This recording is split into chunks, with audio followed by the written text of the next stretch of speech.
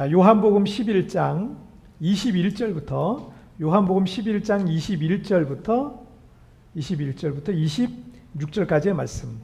자, 요한복음 11장 21절부터 26절까지의 말씀. 자, 한 절씩 교독할 때 제가 21절 말씀 먼저 봉독해 올리겠습니다. 마르다가 예수께 여짜오되 주께서 여기 계셨더라면 내 오라버니가 죽지 아니하였겠나이다. 그러나 나는 이제라도 주께서 무엇이든지 하나님께 구하시는 것을 하나님이 주실 줄을 아나이다. 예수께서 이르시되 내 오라비가 다시 살아나리라. 마르다가 이르되 마지막 날 부활 때에는 다시 살아날 줄을 내가 아나이다.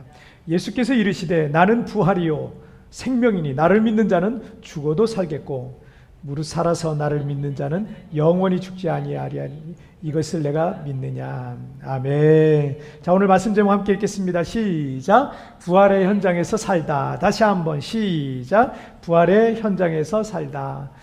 자, 오늘 부활절입니다. 여러분, 이 부활의 능력과 역사가 여러분의 가정 속에도, 여러분의 인생 속에도 경험되어지기를 주님의 이름으로 축복합니다. 자, 오늘은 그 베트남 축구 국가대표 감독으로 있는 이 박항서 감독에 대한 이야기로 오늘 말씀을 좀 시작하려고 그래요.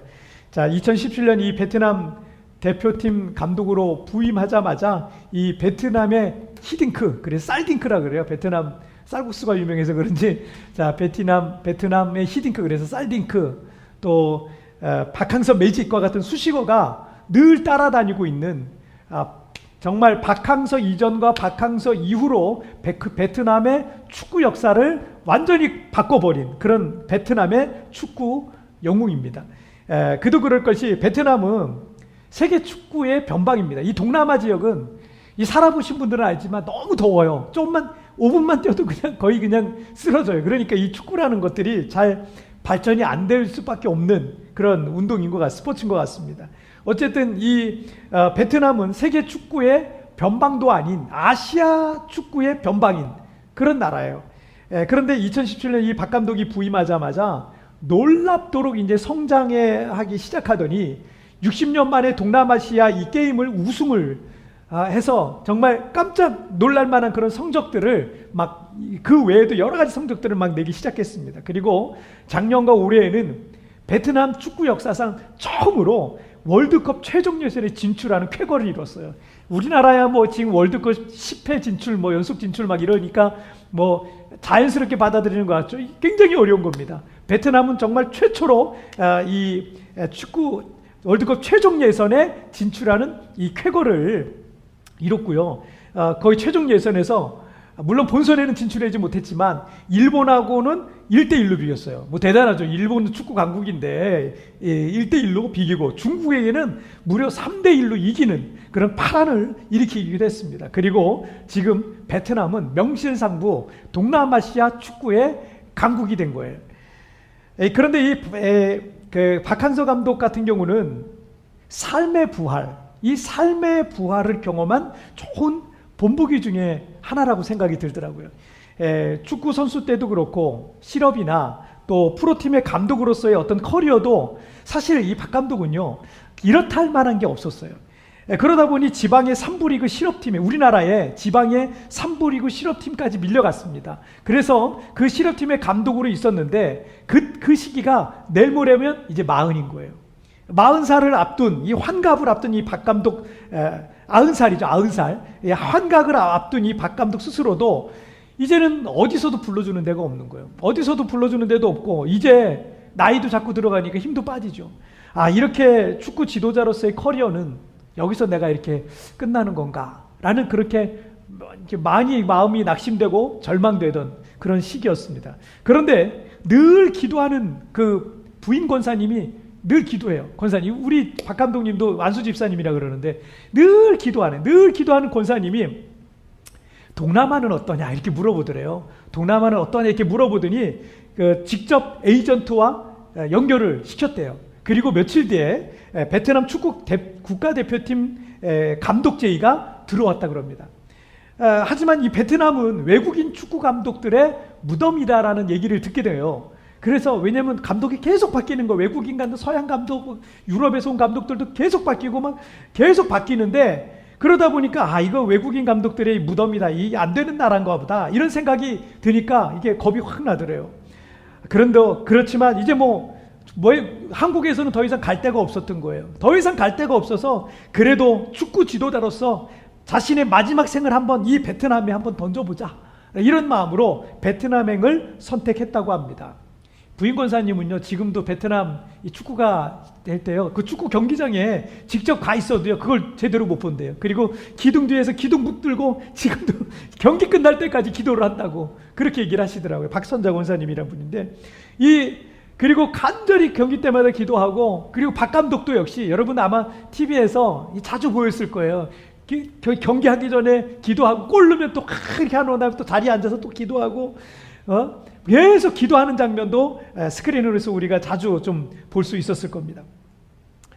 한국에서 축구 지도자로서 태물 취급받던 이 박항서 감독의 전성기는 60살부터였어요.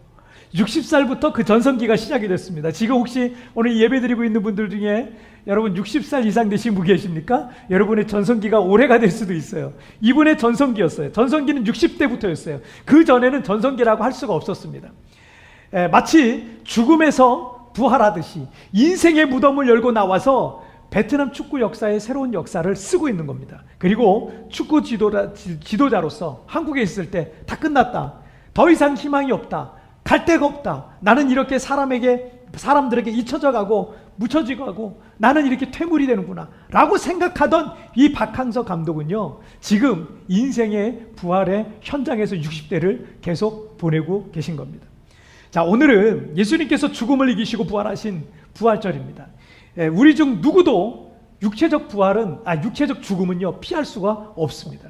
하지만 우리는 이 부활의 첫 열매이신 예수 그리스도의 이 부활을 따라서 우리도 언젠가 부활할 것을 소망하며 살아가고 있는 것입니다. 그래서 우리는 죽음도 두렵지가 않은 거죠. 하지만 우리가 이 부활의 신앙을 갖고 살아가되 언젠가 죽음 이후의 부활만을 바라보며 살아가는 것이 아니라 지금 우리는 여기 삶을 살아가고 있잖아요. 지금 삶을 살아내야 되잖아요. 우리의 이 삶의 현장에서도 그 부활의 능력을 맛보고 경험하며 살아가야 될 것입니다. 그래서 어떤 믿음의 사람들과 같이 우리 또한 우리의 삶의 현장이 부활의 현장이 되기를 주님의 이름으로 축복합니다. 아무리 절망적인 상황에 있다 할지라도 이 부활의 믿음이 그를 다시 일으키고 다시 소생케 할 것입니다. 아무리 실패한 인생이라 할지라도, 가정이 실패하고 또 자신의 인생이 실패한 것 같다 할지라도 여러분, 부활의 주님께서 그를 다시 일으켜 주실 줄 믿습니다. 자, 우리 첫 번째 주제 함께 읽겠습니다. 시작. 믿는 자를 이길 수 없다. 다시 한번 시작. 믿는 자를 이길 수 없다. 자, 오늘 본문은 너무나도 유명한 죽은 나사로 사건입니다. 이 죽은 나사로는 누이들인 마르다와 마리아, 이 3남매였던 것으로 보여져요. 그런데 이 부모님에 대한 기록이 안 나와요. 부모님에 대한 기록이 안 나오고 이 3남매가 굉장히 각별한 사이였던 것을 봤을 때 3남매는 일찍 부모님을 여의지 않았을까라는 생각이 들고요. 그 오랍이었던 이 나사로와 함께 서로 의지하면서 지냈던 거죠. 그러니까 이 나사로는 마르다와 마리아에게는 아버지 같은 존재였을 수도 있을 것입니다. 그리고 막내였을 것으로 보이는 마리아는 여러분, 예수님의 머리에 향유를 부었던 여인 있죠? 바로 그 여인이에요. 그 여인입니다. 그게 마리아고요. 그리고 예수님이 일행이 전국을 돌아다니면서 이 복음을 전하고 이 사역을 하다가 예루살렘에 가실 일이 있잖아요. 그 예루살렘에 가시다 보면 이 베단이라는 지역에 꼭 들렸는데 그 베다니에 이 가정이 살고 있었습니다. 그래서 예수님이 그 마을에 들어오면 언제나 예수님을 초대했어요. 예수님을 초대해서 이 마르다가 예수님을 초대해서 언제나 예수님과 제자들을 풍성하게 식사 대접을 잘 했던 아주 헌신적인 충성된 그런 가정이었습니다.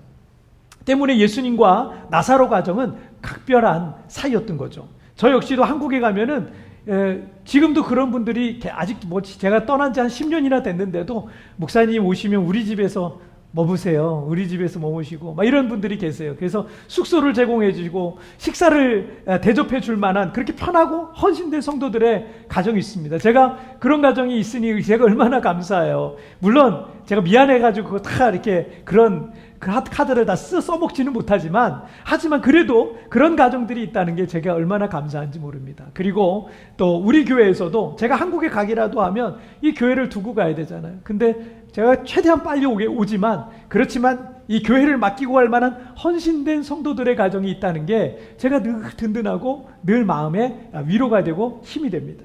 자, 그렇게 예수님과 각별한 사이였던 나사로 가정에 큰 문제가 생긴 겁니다. 그 나사로가 죽을 병에 걸린 거예요. 그래서 시름시름 알아가면서 죽어가고 있었던 겁니다. 마르다와 마리아는 급히 예수님께 사람을 보냅니다. 사람을 멀리서 사역하고 계신 예수님께 사람을 보내요. 그래서 전가를 보내서 빨리 오셔서 주님께서 사랑하시는 나사로가 지금 죽어가고 있습니다. 오셔서 기도해 주셔서 살려주세요. 이렇게 전가를 보냈습니다. 그런데 전가를 받은 예수님께서 그 사역지에서 이틀을 더 사역하시다가 뒤늦게 예루살렘 근처에 있었던 이 작은 마을 베다니로 가게 됩니다. 근데 거기서 또 오다 보니까 시간이 또 걸려요. 그러다 보니까 이미 나사로는 죽은 지 나흘이나 됐어요. 그래서 시체 썩는 냄새가 날 정도가 되었다라고 성경은 말씀하고 있습니다. 자, 나사로는 마르다, 마리아 자매에게는 아버지같이 의지했던 그런 오랍이었을 겁니다. 그런데 예수님께서 늦게 도착하시는 바람에 나사로는 더 이상 버티지 못하고 죽게 됐어요. 예수님께서 그녀들의 집에 오신다는 얘기를 전해 들었지만 큰 슬픔에 빠졌던 이 마리아는요, 일어날 힘조차 없었어요. 그냥 털푸덕 주저앉아가지고 막 울고 있는 거예요. 그래도 언니인 마르다는 나가서 예수님을 영접하게 됩니다. 자, 그리고 21절 말씀을 한번 보실까요? 시작. 마르다가 예수께 여짜오되 주께서 여기 계셨더라면 내 오라버니가 죽지 아니하였겠나이다. 자, 마르다는 예수님의 능력을 믿었어요. 그래서 예수님께서 죽어가는 나사로도 오라버니도 충분히 살릴 수 있을 것을 믿었다는 겁니다. 하지만 예수님께서 늦게 오셨고 나사로는 죽었고 그리고 이미 늦었다라는 것을 말하고 있는 거죠. 자, 그런데 여러분 23절에서 예수님께서 이렇게 말씀하세요. 예수께서 이르시되 내 오라비가 다시 살아나리라 라고 말씀하세요. 자, 예수님의 능력을 믿는 이 마르다, 분명히 마르다가 예수님의 능력을 믿으니까 예수님께서는 뭐래? 내 오라비가 다시 살아날 것이다 라고 말씀하세요. 자, 그랬더니 24절 말씀에서 마르다가 이렇게 대답하죠. 마르다가 이르되 마지막 날 부활 때는 다시 살아날 줄을 내가 아나이다 라고 예수님께 말했어요. 자, 그러니까 마르다는 예수님의 놀라운 능력을 믿었기 때문에 병으로 죽어가는 오빠도 예수님의 능력이면 충분히 살릴 수 있다라고 믿었습니다. 그리고 또 한 가지 믿었던 게 뭐예요? 마지막 날 부활 때에는 부활을 하게 될 것도 믿었어요. 두 가지 다 믿었어요. 병을 고치실 것도 믿었고요. 그 다음에 마지막 날에 부활의 소망도, 부활을 할 것도 믿었어요. 그리고 부활의 소망도 갖고 살던 그런 믿음의 여인이었어요. 자, 그런데 예수님께서 마르다에게 이 말씀을 하셨을 때는 마지막 날 부활 때 그 부활을 말씀하셨던 게 아니라 죽은 지 나흘이나 돼서 썩어서 냄새가 나는 나사로가 지금 다시 살아나게 될 것이다 라는 것을 말씀하셨던 겁니다. 자, 22절에서 마르다는 이렇게 말합니다. 하나님께 구하시는 것을, 예수님이 하나님께 구하시는 것을 하나님이 주실 것을 아나이다. 24절에서 마지막 날 부활 때에는 다시 살아날 줄을 내가 아나이다 라고 말하고 있는 것을 볼 수 있습니다. 마르다는 열심히 주님의 말씀을 잘 배운 그런 모범생 같은 그런 믿음의 여인이었던 것 같습니다. 그래서 주님께로부터 듣고 배운 바를 잘 알고 있고 부활에 대한 소망도 갖고 있어요. 그래서 내가 아나이다 라고 반복하고 있는 것을 볼 수가 있습니다. 자, 그런데 25절에서 예수님이 이렇게 말씀하시죠. 함께 읽겠습니다. 시작. 예수께서 이르시되 나는 부활이요 생명이니 나를 믿는 자는 죽어도 살겠고. 아멘. 예수님의 강조점은 마르다야 너는 왜 자꾸 안다고만 말하고 있느냐? 나를 믿는 자는 죽어도 살 것이다 라고 말씀하시고 있는 거예요. 주님과 주의 말씀을 아는 것에만 머무르지 말고 믿는 자리에까지 나아가라는 거예요. 여러분 지금 이 말씀을 듣고 있고 우리가 신앙생활하고 있는 여러분들이요, 여러분들 하나님 말씀 알고 있잖아요. 그런데 아는 것만 있고 아는 것에서만 머물면 안 되고 그것을 믿는 자리에까지 나아가야 된다라는 것을 주님께서 우리에게 말씀하시는 거예요. 여러분, 아는 것과 믿는 것의 차이가 뭐라고 생각합니까? 아는 것과 믿는 것. 아는 것은요, 지적인 동의라고 할 수 있어요. 하지만 믿는 것은 지적인 동의도 포함하고 있지만, 그렇지만 때로는 지적으로 동의할 수 없을 때도 있어요. 믿는 거는요, 지적으로 동의는 안 돼요. 그 지적인 동의와 상관없이 도저히 내 머리로는 이해는 안 되지만 그래도 확신하는 걸 믿는 거라는 거예요. 자, 이 두 가지가 다 들어가야 다 녹아져 있는 거죠. 그래서 아는 것은 그냥 아는 것으로만 그칠 수 있는데, 믿는 것은 확실하기 때문에 언제나 그 믿음의 행동이 항상 뒤따라가게 되어 있는 겁니다. 하나님께서 2012년 6월에 저에게 필리핀의 한인교회를 개척하라는 비전과 사명을 던져주셨어요. 그런데 저는 이 필리핀에 한 번도 온 적이 없었기 때문에 확신이 안 서더라고요. 분명 하나님의 말씀과 사명이라는 건 알겠어요. 분명히 하나님이 나에게 계속 그 사명을 던져주시니까 그건 알겠는데 확신이 서질 않는 거예요. 그래서 주저주저하고 두려운 마음으로 수개월을 보낼 수밖에 없었던 겁니다. 그러니까 그때까지는 머리로는 이해하고 아는 상태에는요, 행동이 따라오질 않았던 거예요. 하지만 그 수개월의 기도와 준비 과정을 통해서 하나님께서 반복적으로 저에게 말씀하신 거예요. 그리고 확신을 심어주시니까, 그러니까 제가 아는 것에서 그치지 않고 이제 믿음을 갖게 된 겁니다. 그리고는 제가 한국에서 생활 모두를 다 정리하고, 그리고 짐 한국으로, 여기 필리핀으로 짐을 다, 이삿짐을 다 싸서 붙이고, 그리고 가족들을 데리고 이 땅에 와서 교회를 개척할 수 있었던 거예요. 우리나라 근현대사에 있어서 기억될 만한 그런 기업인인 현대그룹의 창업자인 고 정주영 회장은 초등학교 졸업이 학력의 전부입니다. 그렇지만 우리나라의 경제 발전에 정말 크게 이바지한 분이라는 것은 여러분 누구도 부인할 수 없을 겁니다. 회사가 점점 커지면서 각 분야의 유능한 직원들을 뽑아서 회사를 더 든든하게 발전시켜 나갔는데, 각 분야의 박사들만 수십 명이었다 그래요. 박사들만 수십 명. 직원들 중에 똑똑한 사람이 얼마나 많이 있었겠습니까? 하지만 많이 아는 사람들과 이 정주영 회장의 차이가 있었어요. 알고 있는 사람들과 정주영 회장의 차이가 있었는데, 여러분 그가 이런 말을 했어요. 무슨 일을 시작하든지 된다는 확신 90%와 반드시 되게 할 수 있다는 자신감 10%, 왜 안 될 수도 있다는 생각은 단 1%도 가지지 않는다. 그러니까 그의 생각과 그의 마음속에는 그 1%는 끼지 못하는 거예요. 가능하다, 그게 90%예요. 그리고 또 그 할 수 있다라는 자신감 10%, 그 100%꽉 키우는 거죠. 많이 아는 사람과 정 회장의 차이는요, 아는 것과 믿는 것, 알고만 있는 것과 믿고 확신하는 것이라고 할 수 있습니다. 팔로워와 리더의 차이다 라고 할 수도 있겠죠. 자, 이런 말도 했어요. 무슨 일이든 할 수 있다고 생각하는 사람이 해내는 법이다. 의심하면 의심하는 만큼밖에 못하고, 할 수 없다고 생각하면 할 수 없는 것이다. 여러분, 성공한 기업인의 말인데 저는 무슨 야고보서 말씀을 읽는 것 같아요. 여러분, 야고보서에 어떤 말씀이 있어요? 야고보서에 여러분, 의심하는 자는 하나님께 무엇이든지 응답받을 걸 생각하지 마라. 의심하는 자는 바람에 밀려 요동하는 물결 같으니 누구도 그 사람 무엇인가를 얻을 것 생각조차도 하지 마라. 이게 야고보서 말씀 아니에요.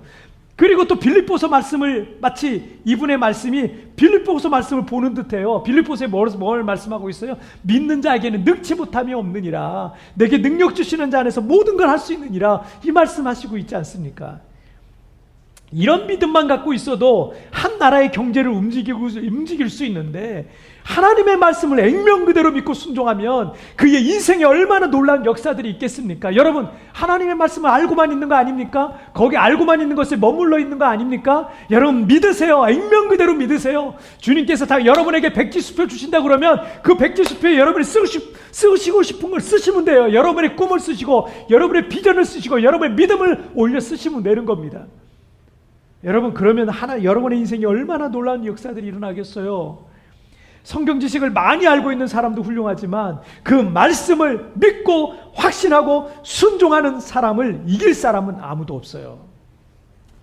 여러분의 믿음이 아는 데 머물지 말고 믿는 자가 되시기를 주님의 이름으로 축복합니다. 자, 우리 두 번째 주제 보실게요. 시작. 부활은 현재 진행형이다. 다시 한번 시작. 부활은 현재 진행형이다. 예수님께서 말씀하시는 부활은 두 가지가 있어요. 자, 25절 말씀을 먼저 보실게요. 시작. 예수께서 이르시되 나는 부활이요 생명이니 나를 믿는 자는 죽어도 살겠고. 예수님은 나를 믿는 자는 죽어도 살겠고 라고 말씀하셨어요. 물론 이제 죽은 나사로가 죽었지만 그가 다시 살아나게 될 것을 암시하고 있는 말씀이죠. 그리고 어쨌든 죽어도 나를 믿는 자는 죽어도 살겠고, 그 다음에 26절 말씀을 보실까요? 시작. 무릇 살아서 나를 믿는 자는 영원히 죽지 아니하리니 이것을 내가 믿느냐. 살아있을 때 주님을 믿는 자들은 영원히 죽지 않을 것이다. 그럼 정리를 해볼게요. 정리를 해보면 나를 믿는 자는 죽어도 살겠고 살아서 나를 믿는 자는 영원히 죽지 아니하리라 라고 말씀하셨어요. 자, 문자 그대로 보면 너무 이게 무슨 말씀일까? 철학적인 표현인 것 같기도 하고 앞뒤가 맞지 않는 말처럼 보이기도 합니다. 왜냐하면 예수님을 믿는 사람은 영원히 죽지 아니하리라 했는데, 그런데 나를 믿는 자는 죽어도 살겠고 살아있을 때 믿어야 되잖아요. 그렇죠? 그러면 살아있는 사람은 죽지 말아야 되는 거잖아요. 뭐 이렇게 갑자기 말씀이 좀 혼돈스러운 거예요. 그러나 여러분, 이게 전혀 틀린 말씀이 아닙니다. 히브리서 9장 27절에 한 번 죽는 것은 사람에게 정하신 것이요 그 후에는 심판이 있으리라 라고 말씀하셨습니다.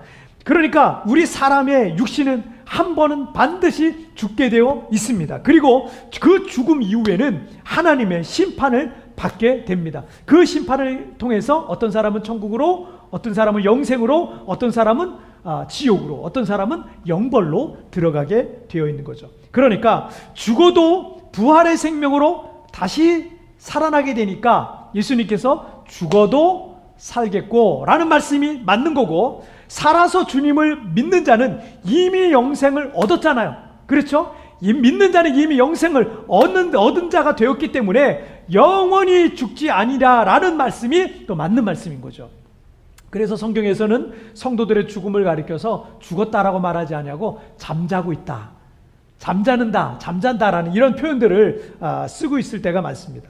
여러분, 그러므로 부활은 현재 진행형인 거예요. 예수님을 믿는 자들에겐 부활의 생명이 이미 시작이 되고 있는 것입니다.